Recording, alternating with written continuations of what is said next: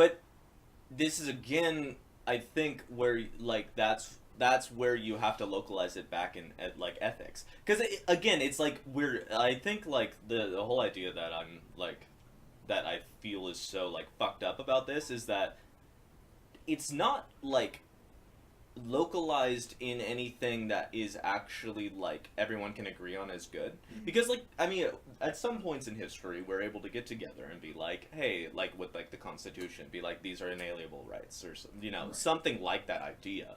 And for some reason we haven't done that for like the economy, and we haven't done that for like materiality and stuff like that, which Well, always confuses I mean, me. there's been real attempts. Yeah. I mean, you have to understand in our history, there's been massive labor organization resistance, you know? Totally. And I mean, for a long time, corporations, really ruled this country. There was very little government intervention. They just let labor and capital fight it out. Yeah. And I mean, I've been watching this documentary about labor history in the United States, and I mean, it was crazy, dude. They hired private militias that would like spy on workers when they striked. These private militias totally. would come in and just Right. like beat them in the streets. Many of them died. I mean, shit like framing them, like they'd plant like explosives and then blame the workers union and then get the government to send the National Guard to Right. break up the strike. And it was crazy shit, dude. Well, Ford yeah. used to spy on all his workers 24/7 to see what they were doing when they're outside of work and punish them if they were like organizing, associating with each other. Really? It was crazy. Whoa, I don't know. That is crazy. And then you have the company towns where like, if you worked there, you had to stay in the town owned by the company. You had to buy shit from the company store. Right. Yeah.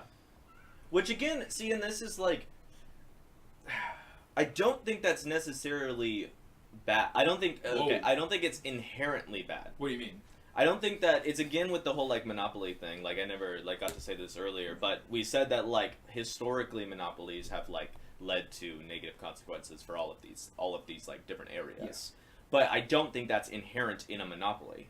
I don't, because that's like the same idea of So you're like, saying there could be a good monopoly? yeah. See, but this gets down to this basic disagreement we always end up having, which Yeah. I think any concentration of power will always become used for evil in the end. Right. And even if it's temporarily used for good. the only reason why I don't get to that point is because that kind of implies that we can't ever like be trying to work towards a greater good.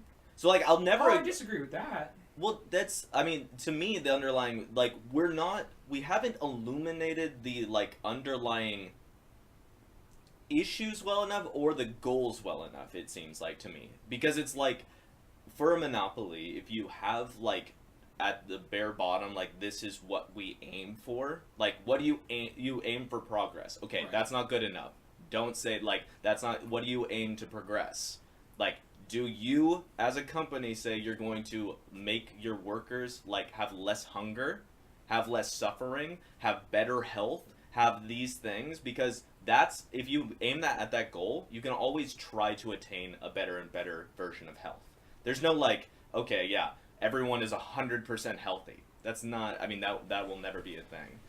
So, I think that if a monopoly, well, we'll say, if a company says those are their roots and they keep trying to attain those like goals, then you can lead to a better, like a good monopoly. But I don't think you're even talking about a capitalistic entity at this point. I'm not saying it's necessarily It's through almost, capitalism, yeah, right? it's almost like some kind of governmental institution. Well, and I've always had a difficulty trying to see how people somehow divorce those two in their minds. Those systems, Capitalism and government?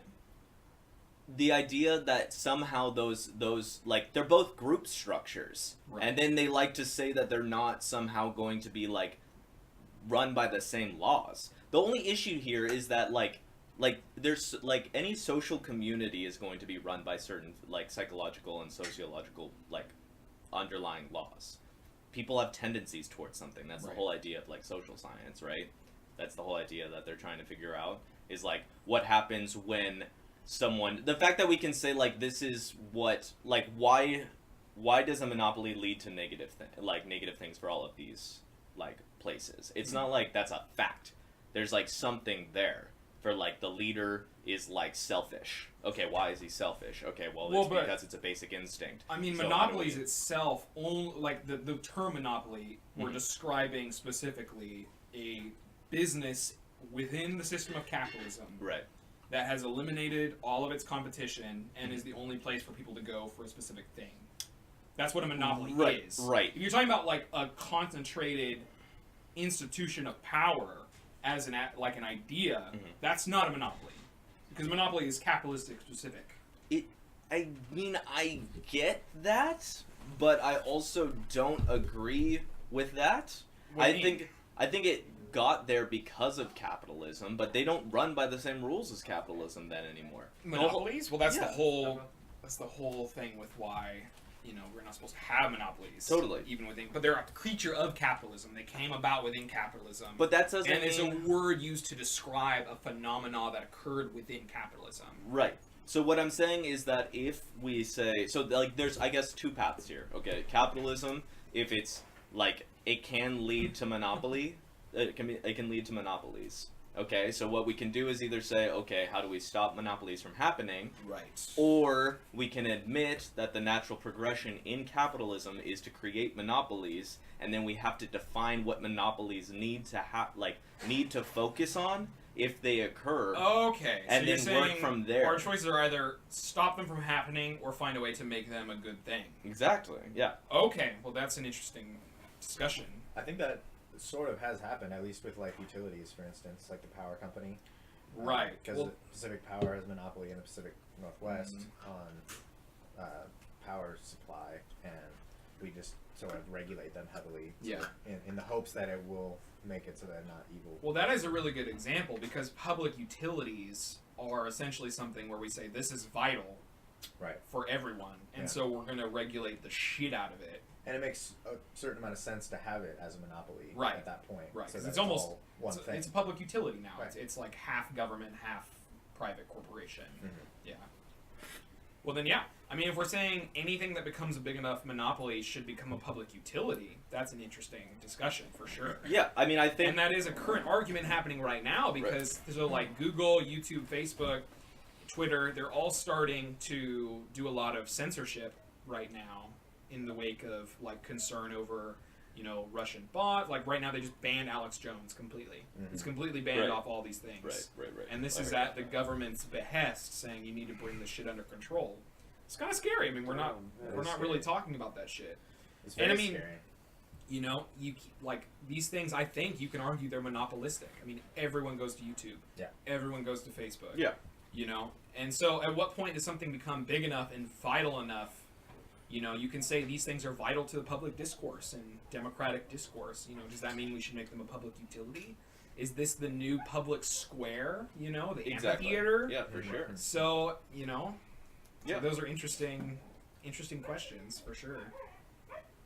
Yeah, I mean, I think that it just seems as if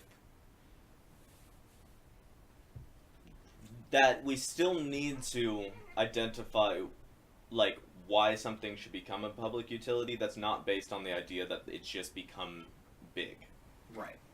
Because whatever, I mean, that would be like clothing. Clothing's big.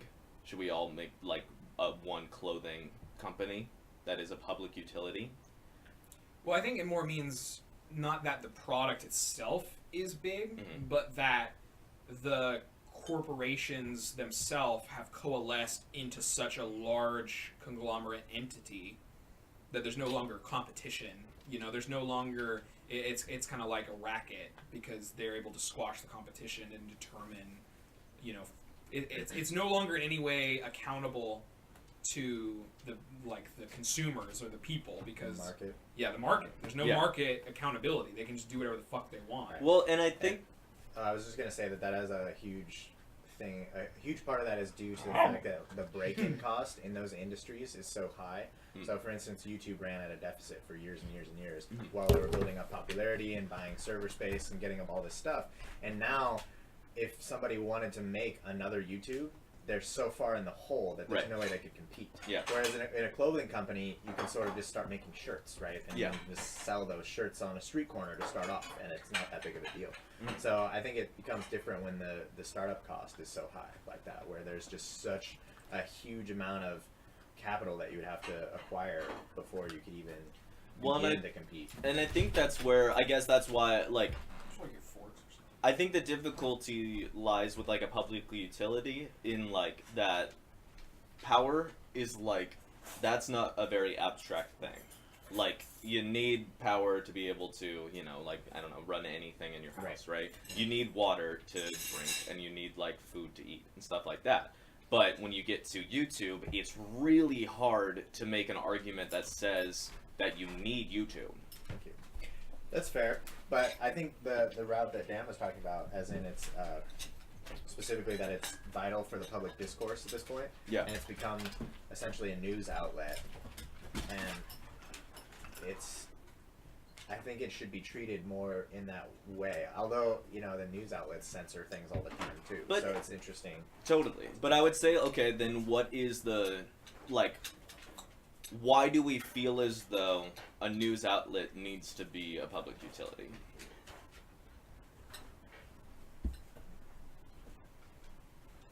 I would say, I feel like they need to, because private companies aren't really beholden to anything, Mm-hmm. and so when the problem with like YouTube being a private company is that they're censoring things that they don't like. Mhm. They're not necessarily censoring things that we as a society have decided should not be said. You know, like clear and present danger clause of Yeah. you know, freedom of speech and hate speech clause, right?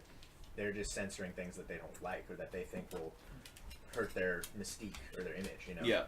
So when it's something that we've decided, like we decided just now, obviously it's not been decided, Right. that it's important, you know, to the public discourse or vital, you might say, then when they start censoring willy-nilly, it becomes a little scary because censorship is like the first step to an authoritarian state, you know? Totally.